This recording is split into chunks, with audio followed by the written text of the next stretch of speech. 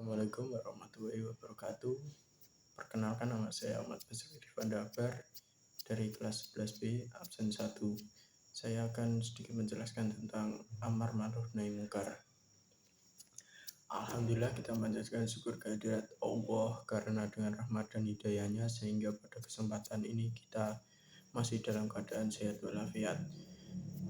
Sesungguhnya kita yakin tidak ada daya dan kekuatan kecuali dari Allah. Marilah kita bersama meningkatkan ketakwaan kepada Allah Subhanahu wa Ta'ala, karena sikap tersebut merupakan ciri seorang muslim yang beriman. Semakin hari usai kita semakin bertambah.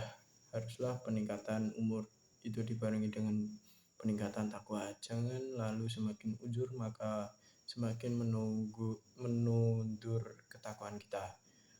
Islam yang diajarkan oleh Rasulullah Muhammad, Nabi Allah terakhir, ini merupakan pelita menandingi kegelapan. Artinya merupakan ajaran yang menjadi sarana pencerahan umat manusia dari masa kebodohan menuju masa penuh dengan petunjuk kebenaran. Islam merupakan penerangan bagi hati setiap manusia untuk mendapatkan keceriaan, ketenangan, dan ketentraman. Namun demikian, di dunia ini tidak lepas dari golongan yang menghendaki dan berusaha memadamkan Islam. Mereka golongan yang menentang Islam itu terus-menerus berusaha agar ajaran kebenaran ini lenyap dari muka bumi, sehingga mereka bebas berbuat apa saja tanpa harus terikat dengan peraturan. Mengingat hal yang demikian itu, maka semakin semangat Rasulullah dalam mempertahankan dan mengembangkan Islam haruslah kita teruskan. Mengapa? Kita telah berikrar bahwa mengakui dia sebagai utusan Allah. Kita telah sepakat bahwa kita menerapkan ajarannya. Tentu saja ajarannya berupa kebenaran itu harus ditegakkan. Tanpa mewarisi semangat Rasulullah itu, maka akan mempercepat kenyataan bahwa Islam tinggal namanya, Al-Quran tinggal tulisannya. Na'udzubillah. Kiranya kita sudah mengetahui atau bahkan menyadari bahwa pemadaman cahaya Islam itu dilakukan oleh musuh-musuh Islam, dan celakanya hal itu dilakukan dengan tidak terang-terangan. Jadi merupakan bahaya laten. Bahaya itu sudah menimpa diri kita atau keluarga kita, namun kita sendiri tidak menyadarinya. Bahkan tidak sedikit orang Islam yang menyelewengkan ajaran Islam sendiri karena mereka tidak atau belum tahu tentang prinsip-prinsip agama yang dianutnya ini. Oleh karena itu, di samping kita meningkatkan ketakwaan kepada Allah, maka perlu sekali untuk menegakkan amar ma'ruf dan mencegah amar munkar. Dirasa perlu untuk menunjukkan kebaikan dan melarang kemungkaran, menyampaikan hal-hal yang baik dan melarang perbuatan keji. Sebab baik selamanya bermanfaat dan yang keji selamanya membahayakan. Maka usaha umat Islam hendaknya senantiasa menyeru kepada kebaikan sesuai dengan syariat Islam dan melarang berbuat mungkar. Sebab perbuatan ini akan dapat menegakkan kebenaran di muka bumi, dan pertolongan Allah akan menyertai orang-orang berani berkata ya untuk benar dan tidak untuk yang salah. Sekali lagi saya tekankan bahwa kemungkaran sangat berbahaya bagi manusia. Kemungkaran juga menimbulkan murka Allah.